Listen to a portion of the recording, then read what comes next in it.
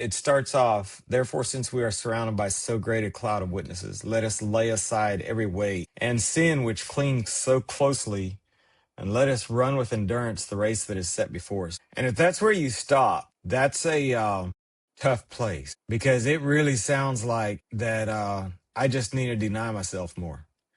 And I have spent so much time in that spot where I was trying to quit sinning. You can't stop sinning.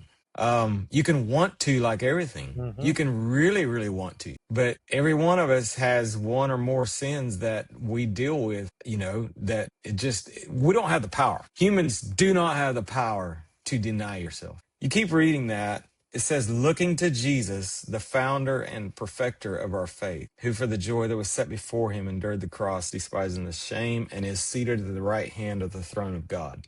Clear back in Genesis, we hear the answer to the curse. Mm-hmm. We hear that there's going to be someone. I get so enthused. So we read earlier here that if you depend on the law for your salvation and you miss one of the laws, you're cursed. Like, that's just where you're at. Yep. Well, verse 21 in chapter 3 here of Galatians, is the law then contrary to the promises of God? Certainly not. For if a law had been given that could give life, then righteousness would indeed be by the law. But the scripture imprisoned everything under sin. So before faith came, we were held captive under the law, imprisoned until the coming faith would be revealed. That word imprisoned was also used for a net, like for fishing. So you're imprisoned in all these requirements, but you still want to get out. Like, the law is there, is telling you what's righteous, but we're not all that great at following the law. It doesn't say that the law was bad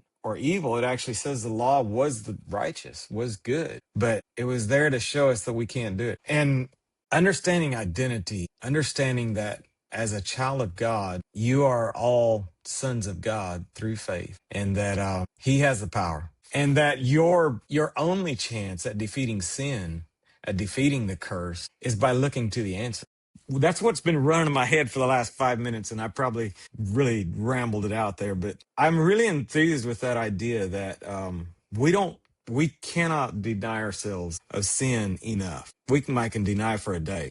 Yeah, that won't work. You know what's so impressive to me? This is so typical of the Bible. But it says, looking to Jesus, the founder and perfecter of our faith. It doesn't say the faith, as in just this overall, the faith. It's personal. It's my Yeah. faith. He's the founder of my faith, and that's all right. That's cool. But then the perfecter of it, he is the one who perfects it, not me. I don't perfect my faith by laying aside the weight and the sin. He's the one that does that. What I look to him, and he does the thing. I know that's very elementary, but I have to keep saying it because I need to hear it often. That's the Because gospel, man. That's the good news. yeah, because I keep wanting to be the one, and I'm not the one. You're not the one, Frank. He's the one. Right.